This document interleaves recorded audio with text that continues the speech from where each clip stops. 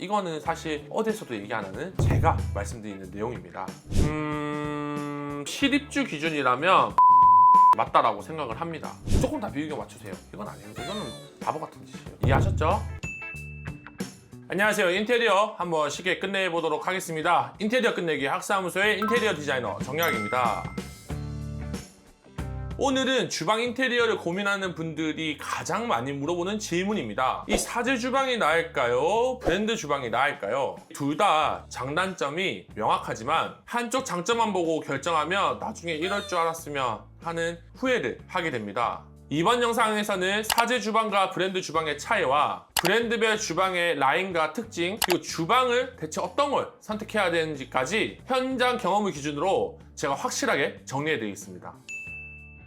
자, 먼저 사제 주방부터 한번 알아볼게요. 사제 주방이라고 하면 맞춤형 주방이라고 하거든요. 자, 일단 사제 주방의 장점을 좀 보자면 내 집에 맞춤 구조로 이 주방을 설계할 수가 있습니다. 이 수납의 크기라든지 벽체, 그리고 뭐 창, 배관 위치 내가 원하는 대로 정말 커스터마이징해서 설치할 수 있는 게 사제 주방의 장점이고요. 그로 인해서 이 디자인 자유도가 높습니다. 이 사제 주방을 제품 라인들이 딱 정해져 있는 게 아니기 때문에 제품 도어, 손잡이, 상판, 그리고 색상의 조합까지 고객님들이 정말 원하시는 수준으로 설계가 가능하다는 또 장점이 있죠. 그리고 이 사제 주방은 유통 마진이 좀 적기 때문에 일반 브랜드의 같은 기준으로 했을 때 조금 저렴하게 형성이 되어 있는 장점도 가지고 있습니다. 근데 요즘에는 자재보다 인건비가 많이 올랐기 때문에 사제 주방이랑 이 브랜드 주방이랑 비교했을 때 금액대가 그렇게 차이가 안 나는데요? 라고 하는 경우가 있어요. 그래서 사제 주방도 꼭 금액 견적을 확인해 보는 것을 추천드립니다. 자, 사제 주방의 단점 한번 볼게요. 일단 첫 번째는 비용의 편차가 커요.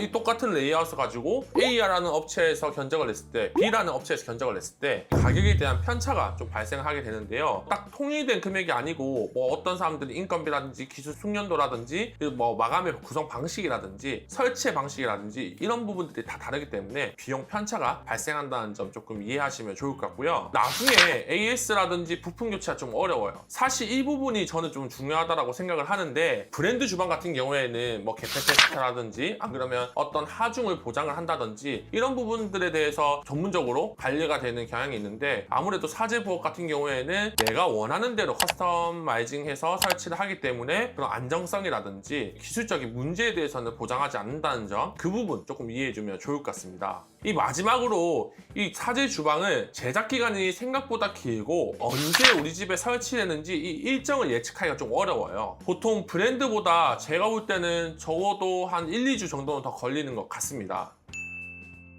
그러면 사제 주방은 자재 품질도 브랜드랑 많이 차이가 나요? 그렇죠. 일단 기본적으로는 이 비슷한 자재 씁니다. 뭐가 좀 차이가 있냐 하면 마감의 안정성이라든지 안 그러면 관리성 이런 부분에 좀 차이가 나요. 예로 한번 들어볼게요. 사제는 보통 페트도어를 많이 써요. 근데 이런 페트도어가 햇빛이라든지 열을 받으면 변색이 생길 수가 있습니다. 이 브랜드 도어는 페트도어를 쓰는 경우도 있지만 아사 코팅이라든지 PP 코팅을 통해서 좀 더 안정적으로 유지 보수가 되도록 그렇게 생산이 되고 있으니까 그런 부분에서 좀 차이를 느낀다라고 보면 좋을 것 같아요. 그럼 사제 주방은 시간이 지나면 이제 하얗게 다시 바뀌는 경우도 있나요? 그렇죠. 보통 사제 주방은 시간이 지나면 하얗게 바뀐다는 것보다는 특히 아까 제가 페트도어 말씀드렸잖아요. 밝은색 계열의 페트도어는 시간이 지나면 좀 노랗게 변해요. 우리 그런 거 많이 보셨을 텐데 아파트 입주할 때 한 번에 설치된 부엌들 중에 페트도어로 설치된 것들 상부장 하얗게 돼 있는데 나중에 한 3년만 지나면 이제 누렇게 변하는 경우가 있거든요. 그래서 이거 필름을 해야 되나 뭘 해야 되나 이런 생각을 좀 하죠. 그래서 이 사제 주방을 할 때는 아무래도 이런 페트 코팅보다는 도장 제품이라든지 안 그러면 아크릴, LPM 소재의 그런 도어들을 쓰는 게 좀 더 좋습니다. 다음은 브랜드 주방에 대해서 한번 알아볼게요. 브랜드 주방이라고 하면 보통 대표적으로 한샘, LX, 리바트처럼 보통 이런 회사에서 규격화되어 시스템으로 된 주방 가구를 말합니다. 아까 그 사제 부엌의 단점이 브랜드 주방의 장점이라고 볼 수 있는데요. 가볍게 정리를 하자면 일단 첫 번째, 이런 브랜드 주방들은 전체적으로 품질이 좀 균일합니다. 그리고 전국적인 유통망이라든지 전국적으로 AS망도 좀 확보가 되고 있기 때문에 보통 우리 부업 바꾸면 기본 5년 이상, 그리고 어떤 분들은 10년 넘게 쓰시는 분들이 있거든요. 그런 거 생각할 때는 브랜드 주방이 좀 더 좋지 않나 라는 생각을 합니다. 그리고 이 시공 속도도 좀 빠른 편이고요. 시공 일자가 언제 딱 설치된다라는 게 명확하게 정해지는 부분이 있어요. 그리고 아까 제가 사제부엌에서 말씀드렸던 것처럼 이런 브랜드 주방을 좀 체계적으로 생산되고 관리가 돼서 유통이 되기 때문에 뭐 하루 이틀 정도면 주방의 설치가 다 끝납니다. 그리고 조금 더 제가 좀 더 뒤에서 가서 좀 설명드릴 내용인데, 브랜드 주방에서도 라인업이 있거든요. 기본 라인 있고 뭐 중급, 고급 라인들이 있는데, 그런 라인업들이 정리가 되어 있기 때문에 내 예산에 맞는 부엌을 좀 선택하기에 좀 용이해요. 아까 제가 사제부엌에서 단점이 비용 편차가 크다라고 말씀드렸는데, 그런 부분에 있어가지고 브랜드 부엌이 가지는 장점도 있다. 자, 그러면 브랜드 주방에 대한 단점은 뭐가 있을까요?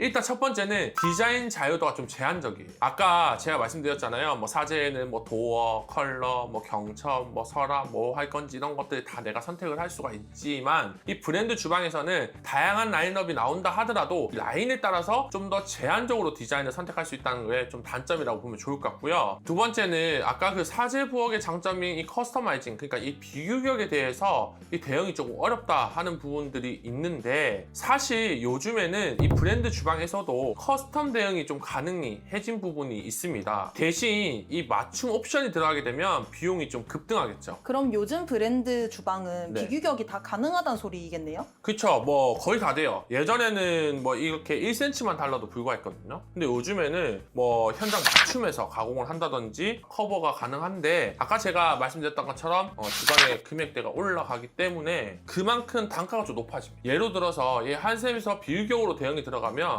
한 세트에 한 10에서 20만 원 정도 더 업이 되는 경향이 있어요. 좀 그런 부분들 좀 체킹을 하시고, 저는 비규격이 다 좋은 건 아니라고 생각해요. 규격을 최대한 쓰고 안 되는 걸 비규격 하는 게 좋지, 무조건 다 비규격 맞추세요, 이건 아닙니다. 이거는 바보 같은 짓이에요. 그건 진짜 바보 같은 짓이다. 이해하셨죠? 이제 브랜드에서 네. 커스텀까지 다 해버리면 네. 사제보다 더 비싸질 수도 있는 거겠죠? 맞아요. 사실 이 브랜드 주방은 기본형일 때는 사실 가성비가 좀 있거든요. 이 비유격, 그 다음에 특수 도어, 그 다음에 뭐 특수 상판 이런 것들이 올라가면 이 사제보다 한 10%에서 15% 정도까지 더 비싸지는 경향이 있어요. 그래서 이 너무 비유격을 고집하는 건 조금 저는 좀 아니라고 생각을 해요. 다음은 브랜드별 주방 라인을 좀 정리하고 브랜드별 특징 제가 좀 짧고 간단하게 설명을 드릴 거예요. 왜 그러냐 하면, 제가 이 영상 말고 이 브랜드별 주방의 장단점, 특징 추천하는 모델도 좀 준비하고 있거든요. 나중에 그 영상도 올라오게 된다면 같이 챙겨주시면 좋을 것 같습니다. 첫 번째는 한샘입니다. 한샘은 크게 라인이 밀란, 유로, 키친바울 총 3가지 그레이드로 구분이 되는데요. 이 밀란 같은 경우에는 기본형의 실속형, 정말 가성비 있는 라인이라고 생각하면 좋고요. 유로 같은 경우에는 중상급이라고 생각을 하시면 좋고, 밀란에서 선택하지 못했던 그런 도어 소재라든지 색상이라든지 클래시컬한 모델들이 한샘 유로 부엌에 포진하고 있다라고 보면 좋을 것 같습니다. 한샘의 키친바는 프리미엄급인데요. 보통 수입 주방의 가구 브랜드인 뭐 해커나 굴탑 이런 것들 좀 많이 아실 건데, 그런 수입 주방급의 프리미엄으로 나오는 게 이 한샘의 키친바 라인입니다. 도장 도어도 나오고 있고, 뭐 도어 표면 소재도 정말 특수하고, 이 하드웨어도 거의 수입제이기 때문에 제가 볼 때는 수입자랑 좀 비슷한 라인이다라고 생각하면 좋을 것 같아요. 한샘 부엌 가구의 특징은 일단 기본적으로 뭐 제일 많이 우리 고객님들이 설치를 하기 때문에 AS적으로 좀 안정성이 확보가 되어 있다라는 장점이 있고요. 이 한샘은 자체 연구소를 가지고 운영이 되기 때문에 이 품질에 대한 신뢰도가 조금 더 있는 편이에요. 사실 한샘 부엌은 부엌 제품 자체에 대한 이런 이슈가 좀 많이 있는 제품은 아닙니다. 그리고 이 한샘은 아무래도 한국에서는 제 주방 가구로 알려진 브랜드다 보니까 이 자재 퀄리티도 좀 우수한 편입니다. 다음은 LX 키친에 대해서 볼게요. LX 같은 경우에는 크게 그레이드가 셀렉션 1, 3, 5, 7 셀렉션에서 좀 더 고급 라인인 제니스가 있습니다. 셀렉션 같은 경우에는 아까 한샘과 비슷한 밀란, 그 다음에 숫자가 올라갈수록 유로랑 좀 비슷한 결을 가지고 있고요. 제니스 쓰는 한샘의 키친바를 표방하고 있지만 제가 볼 때는 제니스 라인보다는 한샘 키친바 라인이 이번에 리뉴얼돼서 조금 더 좋지 않나라는 생각을 합니다.